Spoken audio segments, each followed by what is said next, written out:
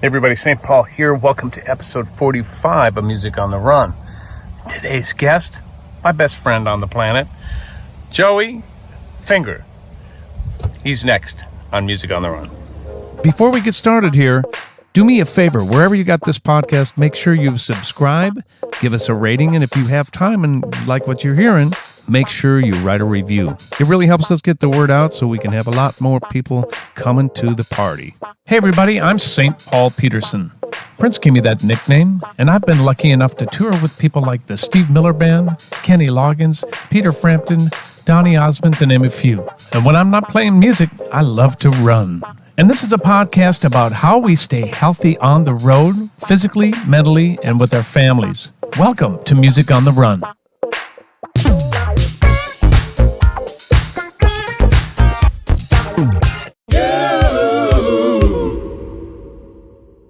Hey everybody, St. Paul Peterson here, and welcome to episode 45 of Music on the Run. Man, I can't believe we made it to episode 45, and this is going to be our first live interview since the start of the pandemic, so I'm excited about that. We are in the Peterson family basement, as you can see. Man, we've had over 60 years of rehearsals and music in this place, so I'm looking forward to having my next guest here. Before we get to him, I'm continuing with the gratitude segment. I want to highlight a couple of the Music on the Run patrons. And you're going, what is a patron? Our patrons financially help us put on this podcast, and they get some goodies in return. If you'd like to help us continue to put on this podcast, please go to www.patreon.com/Music on the Run podcast. And today I want to do a big shout out to our $10 a month patrons. My geezer of gear running brother, Bill Nolan. Thank you so much for your continued patronage. And of course, Audrey Johnson. Thank you, Audrey. You might have been our first patron ever. You'll have to confirm that for me, but thank you so much. All right, time to get to our guest. My guest today is a total chameleon. He's a drummer, a producer, a songwriter, a tour manager, a creative and musical director. He does it all. He's played or recorded with the Osmonds, Brian White, Boss Scaggs, David Sanborn, to name a few. He happens to be my best friend on planet Earth. Please welcome Joey Finger. Hi, brother man. Hello. How are you, brother? Good. I'm so glad that you're here. We've got our handheld mics. We are in person. We are talking. We are vaccinated. We are here. Thank you. Happy to be here. Thank you for having me. Man, are you kidding me?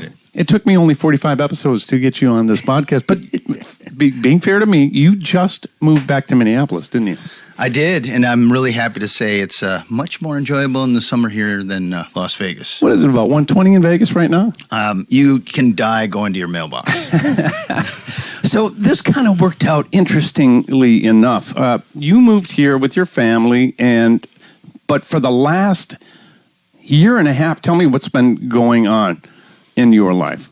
Las Vegas was really hit hard. Yeah. I mean, let's face it. I mean, any place that's engineered for large groups of people is going to take a bigger hit than, a regular community. A lot of people basically watched COVID happen on TV, and it didn't affect them so much as all of a sudden there's just no shows. There's nothing for us to go do other than what we can generate from our own homes with our friends, and a lot of the stuff we did together was like the Funk Fridays, soul saving. Right. I mean, it was like, oh, good, I get to express myself musically. I mean, thank you, for everybody that just wouldn't give up. It really tested people to see what it was that they were passionate about, and I was one of the lucky ones. I had a place to practice and a place to play and record, and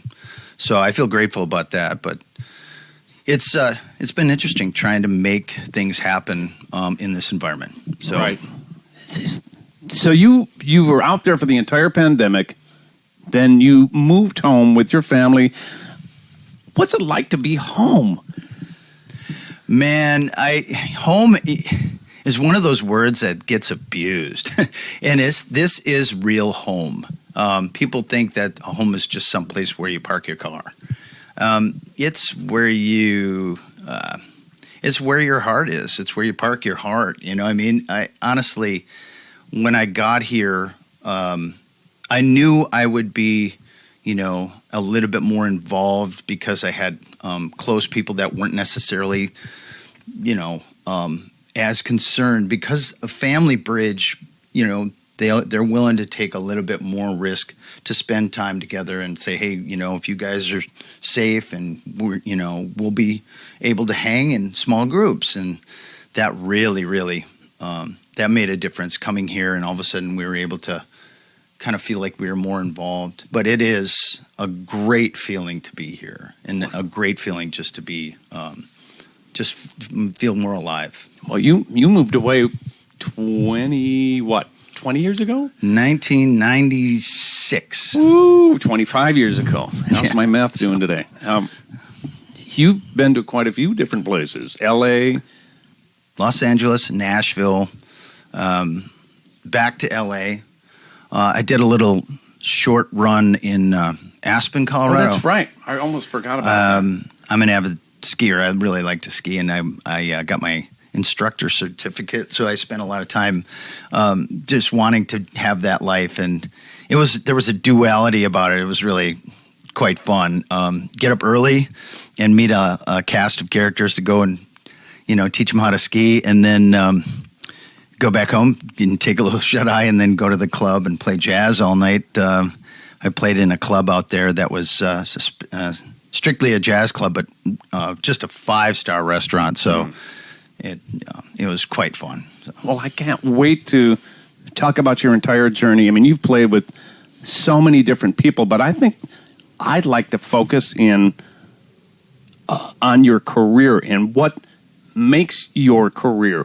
What has made your career from the time you moved until we're sitting here when you're back home? And we'll talk a little bit more about that, but I think it's important for our listeners and viewers to know our history. You and I go back probably to this basement from when we were under 10 years old. We weren't necessarily hanging back then, but give the scenario of how we know each other.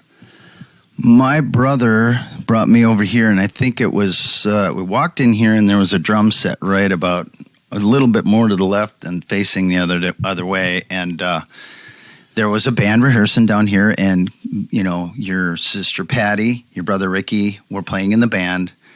And I walked in, and Ricky's like, oh, you just missed Paul. And I'm like, okay, I'd love to meet him, and just little kid. So he's like, I kind of started looking around, and I spotted your skateboard over there. So I spent a bunch of time out here riding up and down the hill on your skateboard before I met you. But sorry about that. I don't think I broke anything. But no, but I could tell someone used it. Well, you were off playing baseball somewhere, and so we had a near miss in this basement. And then eventually I was able to, say hello to you and say, hey, I'm John's brother, my brother John. Great guitar player, singer, worked with all different kinds of people in Minneapolis, and fortunate enough to get me involved with you and your family. I mean, he's really the link that created this whole thing for me. Right. Wow. So. I remember more so when we were young adults and we got reintroduced. You had been working around town playing drums with different people. Like, I remember the band Kleenex. Hi, I'm Joe Finger. I play in Kleenex. Kill me now. What a terrible name for a band. I'm just saying. You played, but it was wait. Now let's make sure clean. Okay, it's just real witty here. CLEAN with a X, like X-rated. Ooh, wow. You are such a like Led Zeppelin, naughty boy. Iron Butterfly, Clean X. Yeah. Well, so that's when you and I kind of got reacquainted, and then the bond between us was like brothers from another mother. Immediately, and you and I would do things like, well, we play. We weren't necessarily in a lot of bands together. Although Not my at memory first. is At first, it was like I would come see you, you would come see me, and then we would disappear and be regular people on that scale on a racquetball court, if I don't remember properly. So we would. Okay, so that's part of our journey. Since this is Music on the Run, that's something that we would do. We were workout buddies for. Absolutely. Probably a lot of our lives, and you've always egged me on. Come on, and then I do the same for you. I think I bothered you more than egged you on. I don't know. Just like little competition, just a little bit. Oh, you and I were brothers in every aspect. It's and then I just, I wouldn't play things for a long time, and I did go and we played racquetball, and I have the world's longest arms. If you are now watching this, I think I have a wingspan of about 37 feet, and it really pissed you off when I would be able to get every shot on the racquetball court. The normal human being takes 4 or 5 or 6 steps to cross the court. Paul takes 2. Thank you. That's very, very it's true. It's like a giant stride, if you will. And then the arm happens to help a lot, too. So I was aggravated. I think I smashed a couple of rackets.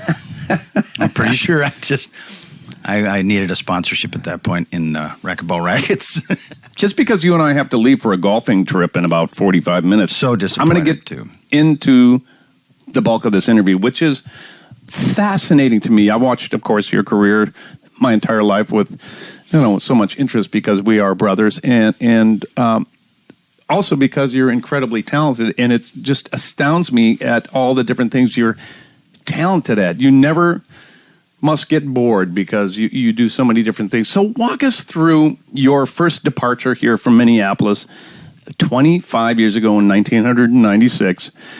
You went to L.A. Is that correct? That's the first place? That's correct. All right. So Did you have a gig lined up, or did you go, God, I hope this is going to turn into something? What was that all about? I was playing in Minneapolis, and I had made my rounds with what would be called at that time the best bands in town. I was really fortunate. Ended up on stage with just some of the greatest players. Rob Arthur from the Peter Frampton Band, David Barry from currently in The Voice, and formerly with Janet Jackson and Cher and people like that. And I mean, just to name a couple, I mean, the horn sections, all the people that were so just unbelievably great. I was playing, and I had what I figured kind of topped out on the local scene. Prince was doing a lot of work in town, and some of us had little exposure. Some made great leaps and bounds with his camp. And I had gotten to the part where I thought, I'm stagnating. I'm not growing as a player. I want to see other places. I want to experience other markets. So just coincidentally, a dear friend of ours, Jamie Ches, rest his soul, he called me and he said, man, buddy, I got a opening spot for Dave Matthews Band with a band called Boxing Gandhis. And okay, that's better than Kleenex. That's better than Kleenex. So he said, I have some local work here in LA that I have to sub out. And I know you've been talking about checking things out here. You can come, you can stay at my place.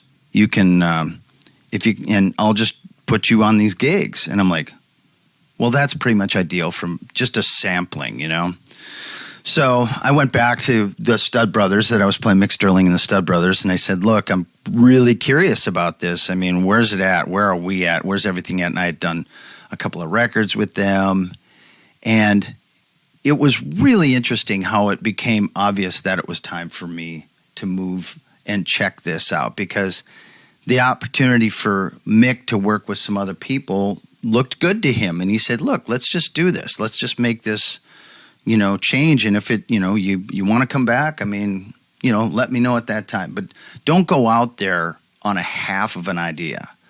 And I respect him so much for that conversation. And it put me in that I got to make this work category. You know what I mean? I wasn't necessarily fired or I didn't necessarily, leave on bad terms. It was like, I'm really thinking it's a transitional time. So went out to LA, with that attitude.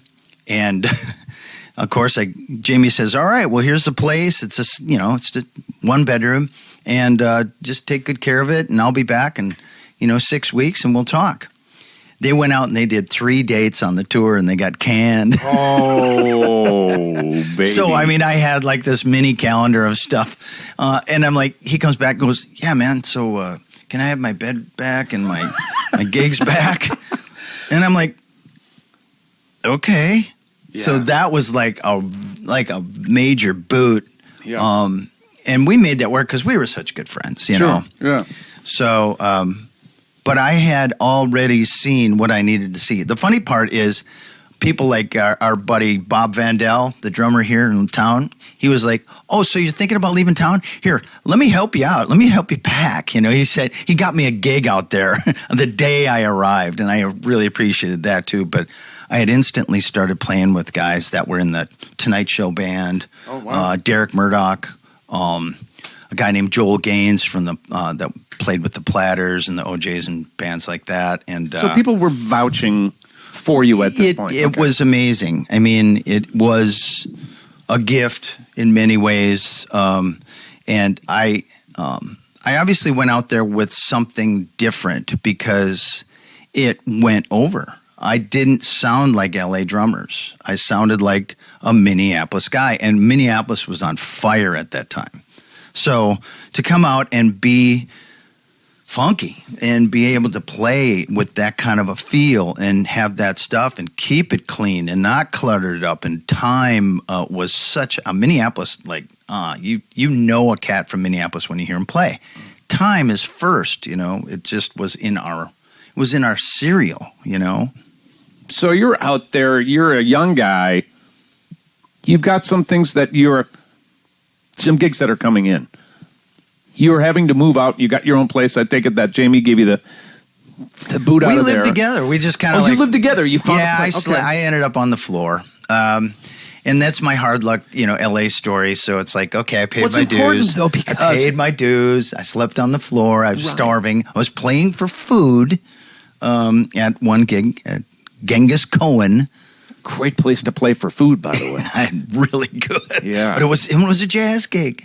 Wow. I got to play jazz. It was fun. So you were a struggling musician making your way by connections, by your playing.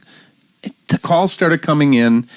How would you describe, I guess, the life of a musician who has just moved to LA? I mean, I don't think that there's any difference between 25 years ago and today, because I have a lot of students who watch this too, and they're like, I think they'll be fascinated by that part of the journey. What's got to be inside of you to be able to handle sleeping on the floor and waiting for the phone to ring, and maybe it's not waiting. Maybe it's you being proactive. Tell me a little bit about how you fought for your career out there. I think the truth in any situation is you can make something look so bad in your mind's eye, and then when you get there, I mean, if I told you need to go out and sleep on a floor somewhere and starve, to make it, you're going to make this horrifying picture in your mind. And I was there, and I was laughing and having a riot. I mean, the responsibility list was low. It was just be seen, be the best you can be, and don't stress. I mean, when you have nothing to lose, Good so word. All I had was a drum set and a truck, and that's all I needed, And a floor. Well, the floor. The floor. It was a good one. But, it got a little difficult, coming when Jamie would come back after a night at the club and have met somebody. Oh, interesting. There were long walks. Lonely long walks. I don't know what you're talking about. Yeah, okay. Yeah. Here's something else I want to bring up. Now, you were a musician out there, but in those early days, did you have any side gigs? Were you doing anything else besides music? to make ends meet. Nope, I was okay. focused. I was completely focused on it. I didn't dive into the things that I had learned how to do here as a secondary income, which would be, working on homes or, Right. Building things with my hands and, And you were not lucky, you were good at real estate from an early age. my family remember exposed me that. to it. Yeah. There's, I had 5 sisters and 2 brothers, big family like you. Right. So it was kind of an introduction. It's like, hey, Joey, you want to learn how to do this? It's like, no. Well, you're going to need to know how. So I'll teach you how to do this. I was cheap labor. And finally, my brother-in-law allowed me to make a little money at it. And that was great. But I realized in doing that I didn't know that it would come and help me later. I realized it was allowing me to continue to develop, But I didn't have an opportunity or honestly didn't want to waste my time in L.A. trying to be something other than the reason I was there. Did you have money saved up before you went out there? So you had a little padding, or? I had some money. I had actually bought a house here, and so when I left, I had some renters that were paying the rent there. So I lowered my expectations as far as like how much money I had going out. I didn't have any payments. I didn't have any payments of any kind. I bought a truck that I could pay for. I didn't have a house payment. Jamie was letting me live there for nothing. So really, honestly, I had saved up a little bit of money, but I really never really had to touch it because I was able to work enough to continue to Buy Heineken. Yeah. Well, actually, that was part of the deal. That was part of the gig. My first session in L.A., I got a call from Chris Abraham. You remember Chris? I do. Okay. Yeah. Chris called me up and he said, look, hey, we don't have any money. And that was like the first. That's the opening line. Yeah, that's the hello, hi, what's your name in L.A. So, But you said yes. I was sitting basically on the couch and doing nothing. I had my drum set, and so I went over there for Heineken and pizza. So you're in LA. You are establishing yourself. When was it that you got your first break? What would you consider your first break into the upper echelon of the music business? Playing with great people out there, you always felt like you were right on the verge. I would get opportunities. There was a little bit of a scene out there. It was a name dropping thing, and it was like people that wanted the gig would do what they had to. There was espionage. It's like trying to keep you from going anywhere. But honestly, you're very, very responsible for what I would consider my first big break. You called me from Nashville. Yeah, I want you to tell the story because this is. I want to hear your perspective on this. Well, it was very hot. It was one sunny, hot day in the valley. Northridge, California. Yeah, and how much detail do you want? I was standing there in my underwear. I would say 5 minutes or less. Maybe leave I was the putting underwear part together a computer desk in the valley, some assembly required, and I was on day 2. And so I got a call from our host today, Mr. Paul Peterson, and yourself. And what are you doing right now was the opening line. I said, well, I'm just putting together this desk. What's going on? He goes, have you ever heard of a guy named Brian White? I said, nope. I have no idea who that is. Well, he's pretty major country star. I'm in Nashville. I've been out here writing with him, and they're having trouble finding the right chemistry, the right drummer for this tour. They're going out with Leanne Rimes, and it's like a co-headline. He's a big deal. He's got 6 number ones, and I remember the conversation well. And I said, well, what's the deal? And he goes, well, can you get to Nashville like tomorrow or maybe even tonight? And I went, and I was standing there. It was so hot I was in my underwear. But, I kind of just went, I looked at myself in the mirror and I went, am I ready to go try out for a band in Nashville right now? I said, well, let me see what I can do. And So I had a girlfriend at the time, and she goes, "Oh, I love that guy. He sounds great. I'll go run and get his records." So she ran to Target. I called somebody I knew from American Airlines, and got on a red eye. And I literally had not heard the material. I listened to it on the plane and landed at about 6 o'clock. And you're not necessarily a country drummer. Not at all. I had Okay. never been in a country band in my life.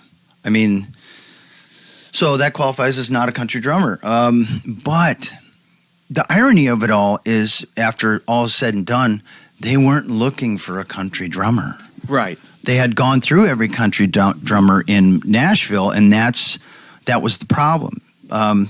And nobody really knew that in this situation at this time in the situation. So I landed at about 6 o'clock in the morning, and you were staying there with a friend of ours, Rick Barron, who concurred. I had to mention him for sure because he's a big part of the story. Huge part of my He life. and I were just sitting together, and we're like two proud parents calling their little kid it's to like, come hey, out do you and think he's audition. ready? You know, you guys kind of teamed up on that for sure. Rick's a big part of this opportunity as well, and you guys both told Brian, I'm aware of that. You know, this guy could be your guy. So And Brian was a big Prince fan, and I met him years earlier because he was up and coming country artist. Correct. And we became friends then. I would go visit him on the road. I'd go stay at his house. That's how we got to this point. So continue, please. So I got in at 6 in the morning, took a cab, and you guys had been staying at a hotel somewhere on Old Hickory Road in Franklin. And I got out of the cab, and I remember thinking, oh, God, I'm glad I don't have to see anybody. I felt like death warmed over, you know. And I was sporting a goatee and a mustache, and I had a leather jacket on. I'm walking around, and I'm like, this isn't really Nashville. I might have to change my appearance before I meet the artist. And you guys rolled up in Brian's car, and I met Brian. I met the musical director, Derek. You, Rick, you guys were going golfing and had an early tea time. And I'm like looking at him, hey, that's the guy that's going to try out for your band. I just kind of went, how you doing? It was like, all right, well, there goes that. I didn't quite mention that part when we were on the way to pick you up, did I? Yeah. Anyways, so I, luckily for me, I was able to get a couple hours sleep, and then the audition was like at 10 o'clock or something. So listen to the stuff a couple more times, show up, and man, that was the funniest audition I've ever been to in my life. And the first thing Brian does is say to me, look, we're really sorry, but we thought we had sound check this huge facility and full staging. I mean, sound stages, 6 of them, I think they got in there for lighting, trussing, everything for the audition, but we didn't. We have this rigged in my garage down here, and they didn't even have a mic stand. They were hanging mics from the ceiling like this. Yeah, totally. I Brian remember was that. singing into that, and I was playing on a drum set in the garage. And man, I sat down. I said, I don't care. This is actually making me more comfortable. And so he was great. I warmed up a little bit. You guys were talking out there, and I'm like, there's just no way this is going to happen because I've only really listened to this stuff. I haven't had a chance to really play it. Right. So I thought, okay, whatever. So the garage door goes down, and it's like, all right. So, and all of a sudden, the guitar player starts playing that James Brown lick for Shake Your Money Maker, right? Back to bed. And I'm like going, these are like funk country guys. I mean, I'm like going, well, I played that every day of my life. So you want me to play that? I'm not saying this stuff. I'm like, I just started playing time. And I remember going, well, this is a good way to break the ice because I know this stuff, you know. Right. And I remember looking over at Brian's foot, and it started off like this. We're going to take a little break from the interview right now because I want to tell you about a couple of really cool things. First of all, we're having so much fun with our weekly 1-minute funk jams called Funk Friday. We've had so many world-class musicians on Funk Friday, including members of the Steve Miller Band, Fleetwood Mac, Daryl Hall and John Oates, Earth, Wind & Fire, just to name a few. You can check that out on all of our social media, but you can also see it on our YouTube channel. I also want to take this opportunity to thank all of our members who have supported us on Patreon. Don't know what Patreon is? Go to www.patreon.com/Music on the Run podcast, and there you'll get all sorts of information on how you can financially help us produce this podcast. There are all kinds of incentives listed there on the website, and there are many different levels on how you can become involved. We could not put on this podcast without our patrons. All right, let's get back to the interview. I remember looking over at Brian's foot, and it started off like this. Boom, boom. Got higher. It got higher and higher and higher and higher. And he was looking down because Brian was a little bit more, he was really listening. He wasn't about the social thing yet. He wanted to make sure he liked what he heard. And we finished up that groove, and it was a great vibe in the room. And I remember then he looked at me and he goes, well, let's play this country shit real quick and get back to that. So I just remember that as being, a great memory. And then I departed, went back, and I was so tired. And so I laid back down in the hotel room, and you guys, stuck around or whatever. And the next thing I know is Derek George and Brian White crawled in bed with me and offered me the gig. Well, yeah, that's the humor that these guys have. And the humor goes south from there. It's really strange, though. I mean, it's like, how you doing? So what do you think about going on the road with us? Well, they were comfortable enough with us that they knew that, it wasn't it's not like what it sounds. It was funny. It created a little bit of like, ew. Wait, do I want this gig? Is this something we're going to do a lot? Is this the band meeting of my future? I mean, and you got the gig. Yeah, it was completely into it. And I remember Barron and I just going, yeah. We were like it was very cool. Proud. It was very, very, very cool memory. But my life changed right there. Dude, there was like, dude, whatever you got, try to cover it, because we're heading out. We got 2 weeks of rehearsal, and then we're on the road. Yeah. And they gave me the calendar, and there were like 280 dates in the next year, and I'm like going, okay, not a lot of time for anything but playing drums. So. That was it. That was the beginning. That started, yeah. And then I got hooked up with Yamaha and Sabian cymbals, Yamaha drums, Remo So these drum are heads. Endorsements that come with being able to get a big tour like that. So Yamaha drums, like the ones behind you. Yep. Sabian cymbals, sticks, I suppose, and heads. And I had a really interesting stick company. They were made out of Kevlar, called Mainline.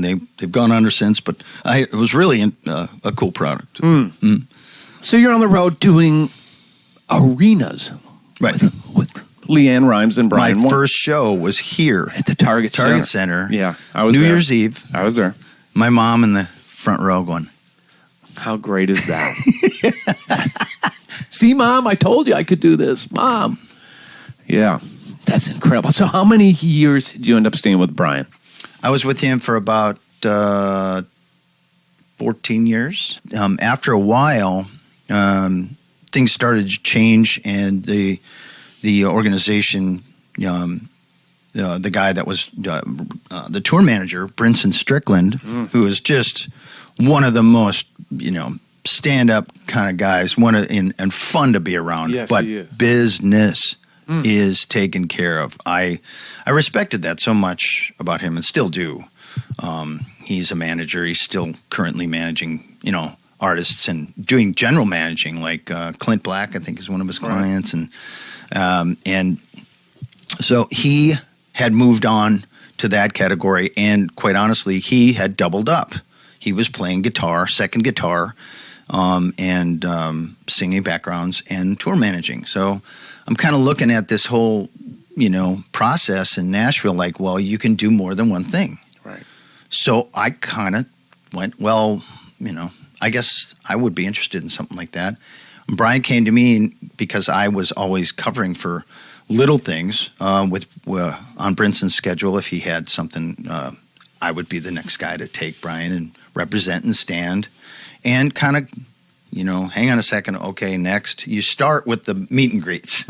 Right. If you handle the social element in the meet and greets, then they, you kind of graduate from that. Now you're talking, okay, well, you go do settlement or whatever like that. These things started to become really natural to me. It's like, well, I'd rather be doing this stuff than sitting in the hotel room. That killed me.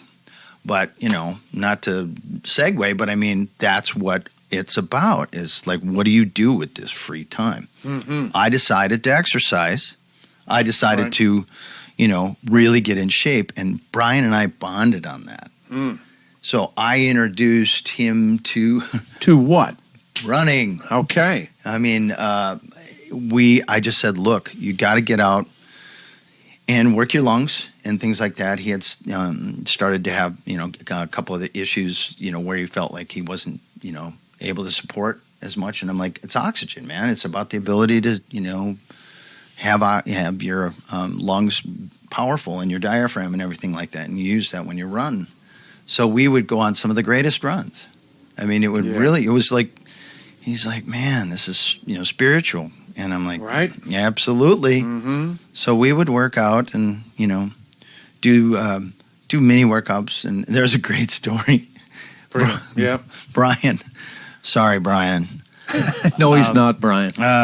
So Brian made me promise that we were going to work out tomorrow. So you're looking at tomorrow. Tomorrow's like, doesn't cost you anything, man. Yep. Yeah, we'll do it tomorrow. So I get up and I'm like, all right, bro, I got the runner coming at 10 o'clock and we're out of here. We'll come back, do sound check, grab lunch, and that. And he's like, and he was sitting in the front lounge with a little blankie and in his underwear because we all sleep on the bus. We get up and Brian liked to sleep in his tighty whities. Right. So, as do a lot of us, by the way. And I'm so sorry. There's a little tasteless element about this story. Excellent. So he looked at me and went, nah, I'm not. Forget it. And I had arranged a runner. These people had gone out of their way to get somebody's sister to take us to the, right. We gave them tickets to the show to get into this health club. Man, he kept saying no and watching, kind of looking up at the TV, fresh out of bed, kind of maybe not quite ready to have a conversation about it. So I'm like going, we're going. He's like, there's nothing you can do to get me up. I had a little bit of an indigestion. Did you? I wasn't. What happened? Wasn't feeling. You weren't feeling good? Really well. Oh, what happened? It was like perfect timing. Yeah. So I'm standing there in the front lounge, and I went, really? And all of a sudden, I felt better. Oh, you released some sort of noxious gas. I'm so sorry. This is tasteless and it's wonderful. Part of who we are. And Brian was like, got up. Motivation? Got up, threw the covers off. I blocked him from going back in the back of the bus. Right. So all he had was like 4 feet to the front of the driver's area, and he could not get away from what was in the room. Yes. So he ran off the bus. In his tighty whities? In his tighty whities. Oh. And there were about 30 fans just hoping, praying for an opportunity to see or meet Brian White. And they got their wish, but a little bit more. Was this before YouTube or social media? Yeah, but luckily we were not yet on that train. But that is one of the funniest things that I've ever seen. And needless to say, we worked out that day. I bet you did. Yeah, we did. And that was the start of things to come because he knew you were the motivator in one way or another. So your relationship with Brian changed over the years from drummer to tour manager Yep. to confidant Right. to brother. Yeah. You guys really, over those 15 years, went through that whole thing. I've never seen somebody really care that much about somebody they didn't know because of the way that the relationship progressed. He was instantly like a caring, like, well, how do you feel? Are you comfortable? I mean, this is the artist. This isn't a manager. This isn't a go-to. That's who Brian is. Well, and he told me, he said, I don't know anybody else that would have got on a plane to come to Nashville to try out for something like this from L.A., on just a one phone call. And he immediately opened his heart to me. And I learned that, to when I find people like that in my life, I hang on to them. I just do. So I do everything I can to keep them in my life. So 15 years go by. The gig ends. Right. You move back to L.A. Mm-hmm. What's happening in your career at that point? Is this when you are done with a long-standing gig like that? What's the process to letting people know, hey, I moved back? What's that all about? It kind of, luckily for me, it was a natural, I'm back in town. The same guys I was working with before had either grown up or become more dominant. Because, when you're a fledgling, you hang out with other fledglings. Mm-hmm. And then they progress, and all of a sudden, hey, I've progressed with not even really being part of it. And I was able to work a lot with Chris Abraham again.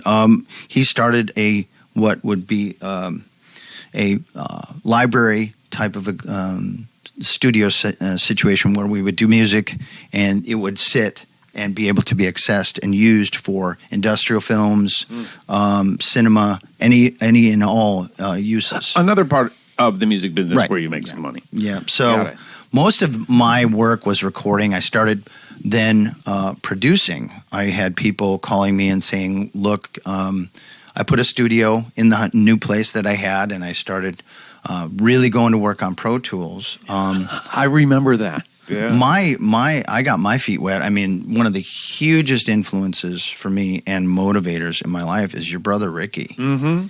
I mean,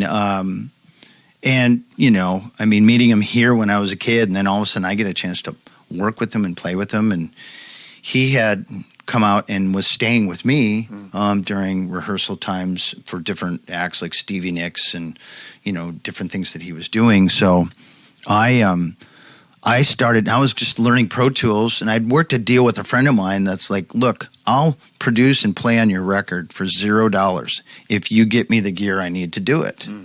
So I started, I got we went and got a G4 Mac and a Pro Tools Digi 001 rig, and I had Yamaha had provided me with a 01V. It's the nice little board. So I was tracking drums and doing this record, and then Ricky came out, and I'm like, I was just working on grooves all the time, and you didn't always need to say, hey, let's work for work to get done with our group. Right. We'd be kind of kicking something around, and all of a sudden Ricky would be sitting on the couch and I've been working with drum grooves, and it was called Acid. Do you remember the program Acid? Mm-hmm. And I'm like, oh, that's cool. And I'd develop it and change it a little bit. And Ricky would walk in and go, you ready? And I'd have the keyboard up, and he'd go, wow, he'd come up with these little lines. And I just started adding people and adding players. Yeah. And he came to me after that, and he said, you're producing my record. See? He dubbed you a producer. I just went, okay, that's not scary at all. When you have somebody you idolize say, hey, you're in charge of something that's really important. And I mean, I wasn't going to drop that ball. But you stepped up. Yeah. That was a little motivation as well. Yeah. He gave you ownership in that, and he did the same for me. And you had two choices.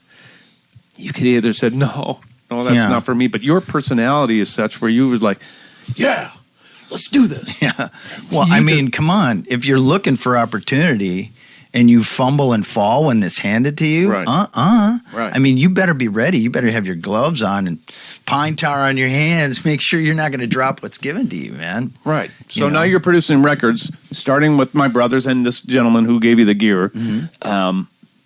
Through that, weren't you working as well? Didn't Ricky introduce you to some folks in the David Sanborn camp? Yes. Okay.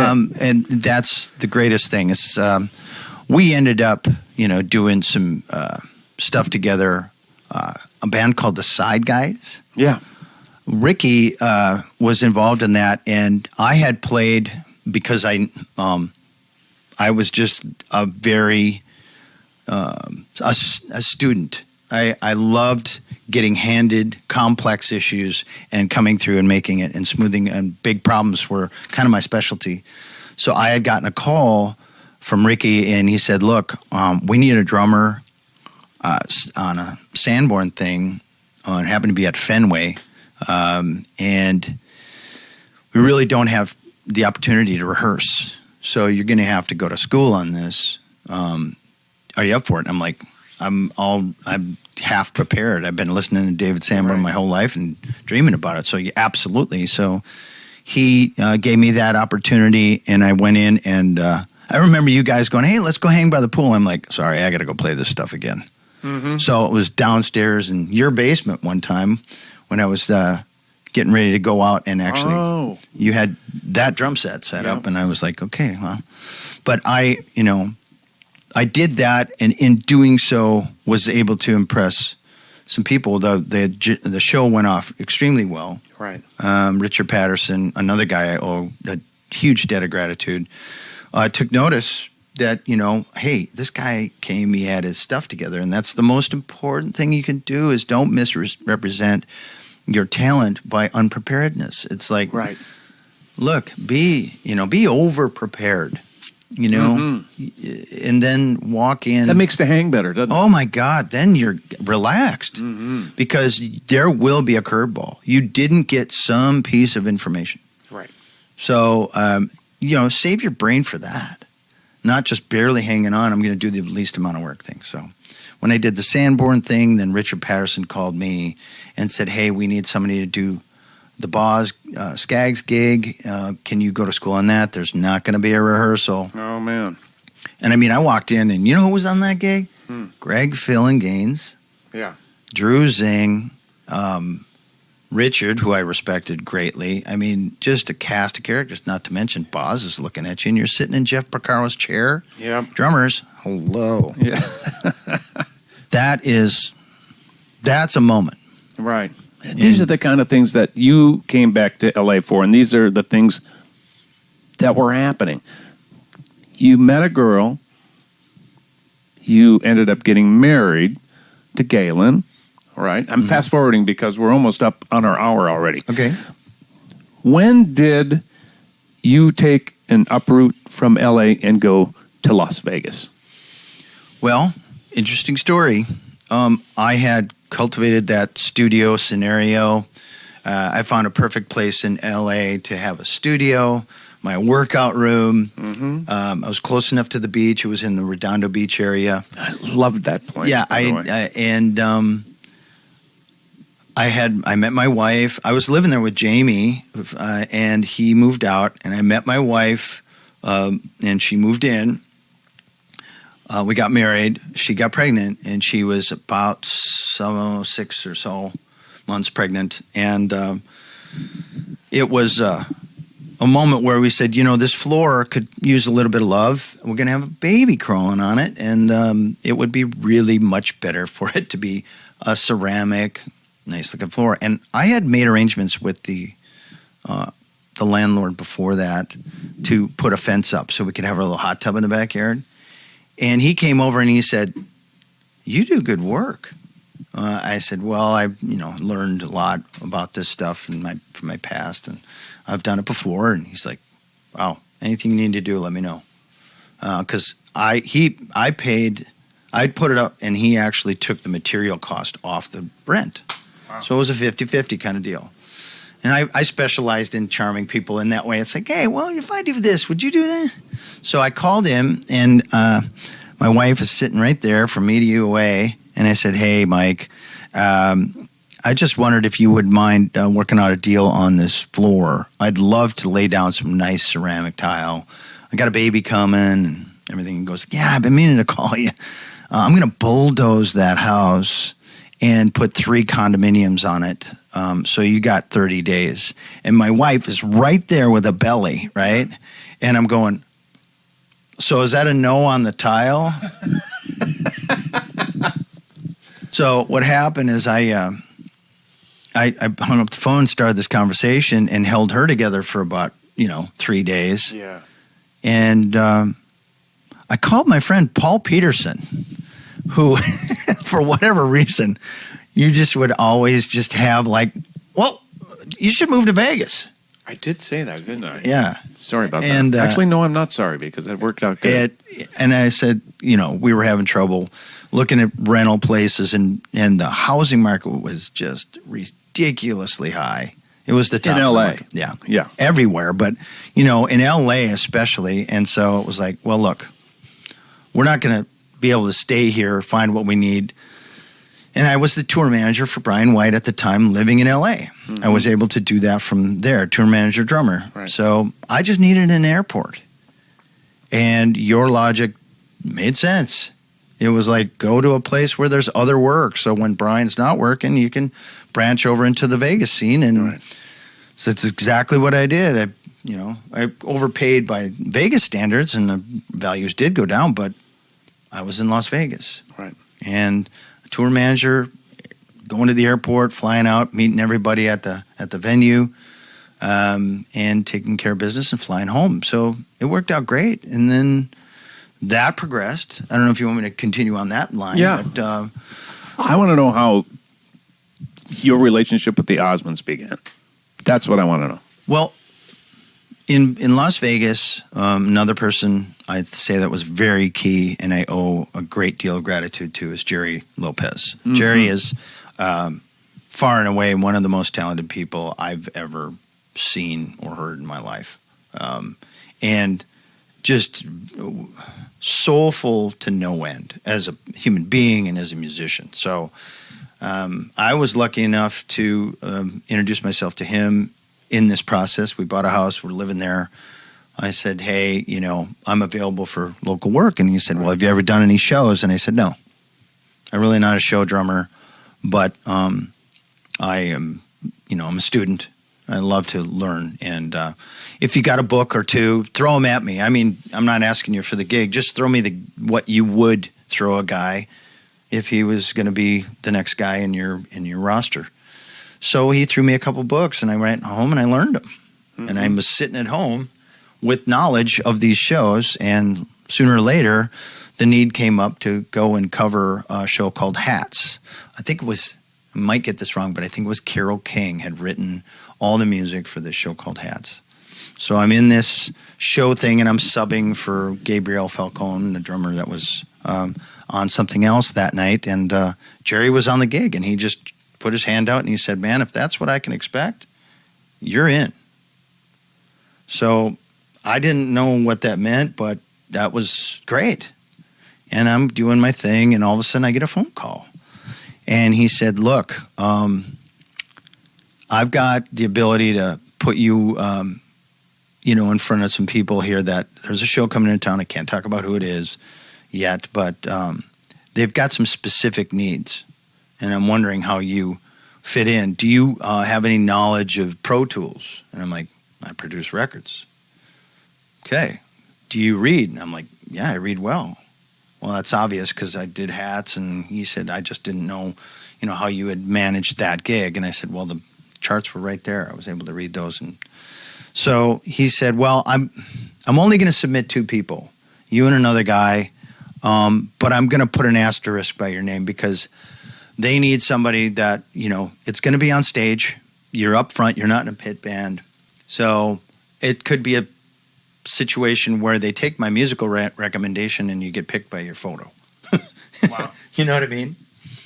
So I got chosen out of the stack of 2 to be in the Donnie and Marie show. Right. Wow. Yeah. And I didn't have to play a note because that's where Jerry's recommendation comes in. Mm-hmm. They just go, okay, if you say so, there it is. And I need to thank him. Yeah. Because that was 12 years of work. 12 years with the Osmonds. With the Osmonds at the Flamingo. 5 days a week. 5 nights a week. And health insurance, ladies and gentlemen, something musicians don't know how to spell or don't know what it is. Right. So thank God for the Musicians Union for being involved in that. And, they work pretty hard out there. Keith and everybody over at the Musicians Union. So trying to take care of their players. So you're doing this show with the Osmonds, but while you're doing this show, you're also being wise with some of the choices that you're making financially. You have your background, like we said, in houses and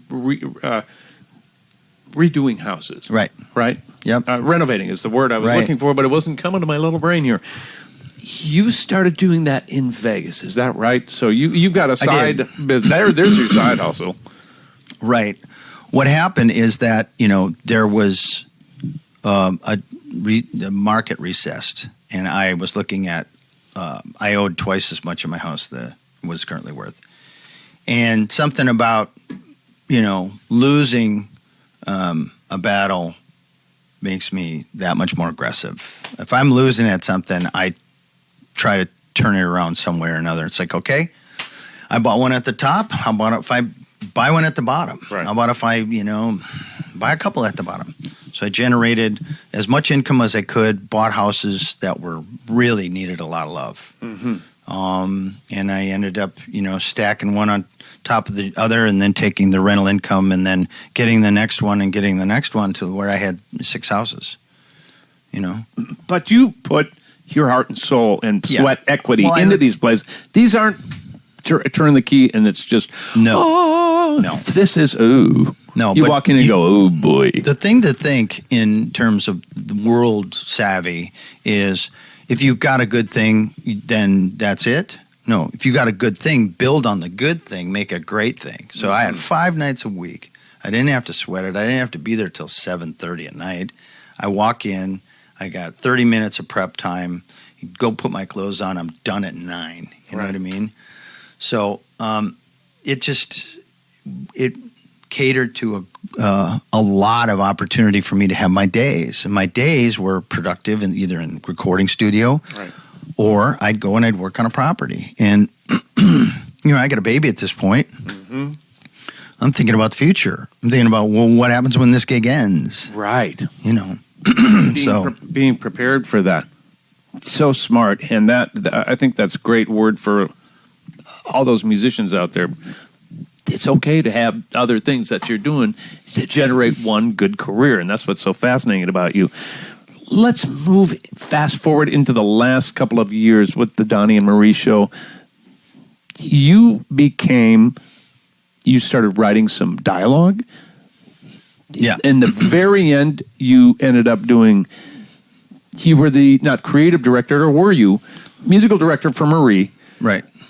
And you were advancing shows, tour managing. Production manager. Production manager. That's the title I was looking for. And that is pretty involved. Basically, when I got the gig with Donnie and Marie, Donnie walked right over to me, kind of gave me a once over, had a short conversation, and he handed me the computer.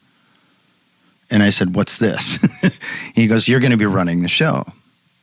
And I kind of looked over at the musical director, and I'm like, is this cool with you? I mean, and he actually was fine with it because it's a big responsibility. Right. Let's face it, drummers, we start and stop a lot of shows. So it's a natural progression to think, well, if I'm counting it off, I'm counting it off by hitting a button. And you think like I said, natural progression of thinking. And this button's running lighting, camera angles. Everything was chained to the computer system. Right. So we were running at that time Cubase, and then the SMPTE code was triggering other things. So it was a big responsibility, but I didn't hesitate. I just went, okay. What I didn't know is that it was going to put me in more close contact with Donnie and Marie. I'd have to sit with them and do timing, as far as like starting and stuff like that, what the keywords were, you know what I mean? I'd have to know the dialogue of the show. I had to know the pacing of the show. I'd have to know, okay, is this a pregnant pause? Do you want a fall off? Are we going on applause? Are we going on timing? Are we going on, a spot on the stage? So I started to mass that knowledge and the character of each of those artists. So as I did that, I was in their, closer good graces. There was friendships that cultivated with Donnie but with both her and Marie's manager, and it ended up being one of those things where I knew more about the show than anybody else on that stage, and sometimes even more than the musical director, because I was in a meeting based on my job, right? So I became that go-to guy, and if there was a problem, I was called in. You know what I mean? Because I would possibly have a solution. I sat there. I knew the cockpit. I knew what was wrong. I knew and I had ideas on how to fix it. And that's basically production 101. So you were given the responsibility of production manager for Marie's things. That's kind of where you left off in Vegas. Mm-hmm. You decide to move home. Now, granted, we're leaving out so many cool things that you and I were able to do together, still being brothers, and me watching you. First of all, my relationship with Donnie and Marie was so fun for me earlier in the 90s, and then I got to watch you do it and hang out with those guys the last 15 years. But then you introduced me to Debbie Gibson.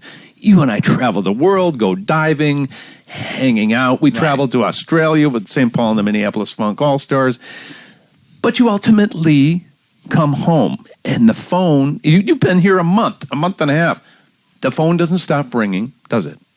It doesn't. And to mention Debbie, you gotta just say what a wonderful experience working with her. Our little sister. Yeah, she right? is. There's massive love. Yeah, and it's not restricted to my heart. I think of her and it's just my heart's connected to how wonderful of a person and how talented she really is. Mm-hmm. I mean, sits down at a piano and you're like going, well, there's a whole nother career there if you want it. Right. I mean, but being her musical director and, being involved with that and her energy and just, it was one of the highlights, and I owe her so much. Still to this day, we just get on the phone and laugh, and even if we don't have business, it's like, what's going on? We called her from the baseball game the other day, and she was howling. We just had I think we sent her funny pictures, Yeah, all that. By the way, some of those are very disturbing images. Thank you very much, Joe. Paul I'm quite happy with that. Likes his Snapchat. Well, first of all, Snapchat. Don't let me have Snapchat. I have to say, having you back home for me, selfishly, is so cool because there's so few people that I want to be around. And, time is so precious, and the people that you choose to share that time with, that is, those people are so important to you. And I love having you home. You're my brother. And now we can get back on the workout regimen we have 3 more minutes on this broadcast. We better talk a little bit about what we've been doing in the last 20 years of our relationship in regards to workouts and what we do on the road. And how does being in shape relate to what you do as a drummer and as a way to keep your head clear? Oh, it's massive, the place that it occupies for me. My connection to my instrument, my connection to the community that I'm visiting. I mean, don't go sit in a hotel and wait for the show. That means you've seen a dumpster, whatever color seats there are in the arena, and catering. And that's what. So, what did you think of Syracuse? Blue seats, right? Bad catering. Bad catering. And no, I'm not saying that for real, but I mean, no, the dumpster, was about a 4. I mean, it wasn't real ripe. Right. So don't do that to yourself. Connect. I mean, especially when you're somewhere you've never been. You show up and you have a story. I mean, I remember people coming up to me and enlightening themselves by asking me what I did. Yeah. I mean, if you're the one that people go, so what did you see? And I'm be like, oh, there's a great pastry shop right down here about a mile and a half. You'll see a park and you take a left and there's a running trail. If you follow that, you come to a crosswalk, go over that, and the pastry shop, man, to die for. And there's a little area there. You're telling people about places they'll never see unless they leave their room. Right. And being healthy, I mean, there's 100 million reasons to be healthy. But I mean, if you're going to be on the road and you're going to be performing, don't be up there looking like you're going to die because you didn't do anything but sit there and wait for the show. And now you're sweating out, and stay away from, too much sauce or too much of this and that. Yeah. I mean, whatever you do, but do what's necessary to get back to at least flatline. If you take it down, take it up. And running was always take it up, give my body a boost. Right. And have an experience. This is not something that you're going to be going, I want to go back there. I mean, when you're 75 years old, and it's not going to feel the same. You're not going to be able to run. You're not going to be able to do these things. Yeah. Do them now when you can. Right. That's the deal. That's just it. Brother, man, your career is so fascinating to me and so inspiring. I'm sure to all of my listeners, it's never just one thing that we do. We put them all together to make one good one. And you are one of the funniest I've ever met in my life. And it's just so great that you're back home. And thank you for taking an hour out of your life. This is a pleasure. I don't know that I'm a big star and you're going to get a lot of watchers out of this. You might have to offer free applesauce or something. get them to, some kind of a special offer. But I owe so much and feel so good about our friendship, our relationship. The not only opening doors, but opening your heart, your family, just being able to come over here and just walk in and feel home. Yeah. It's my... You are, bro. You are family. It's my other home and my other family, and I wouldn't change it for the world. It's the best thing about being home again is being able to just drop by. Like the other day, I said, "Hey, what are you doing? Yep. Come on over." So he's sitting at the pool, and I just walked in and sat down, and I went, "I think this is going to work." Yeah. This is the guy who, my daughter just bought a house 2 miles from here. This is the guy that gets a call from my daughter to try to explain to her how to mud the cracks in her ceiling. He said, "I'm coming over right now." And this guy, I didn't even see the house yet. You actually physically saw my daughter's house before I did, but that's who this guy is. Well, I love you. Thank you for being on episode 45. And of course, I'm coming over to the good camera to say, ladies and gentlemen, that is episode 45. He's on my lap. He's on my lap. Have a good one. We'll see you in a couple of weeks. Ow! Music on the Run was hosted by yours truly, St. Paul Peterson. Edited and produced by my buddy Davide Raso. Artist relations by Owen Sartori. Video editing by Tanner Montague. And a very special thanks to the people who financially support this podcast. And remember, brotherhood is for life.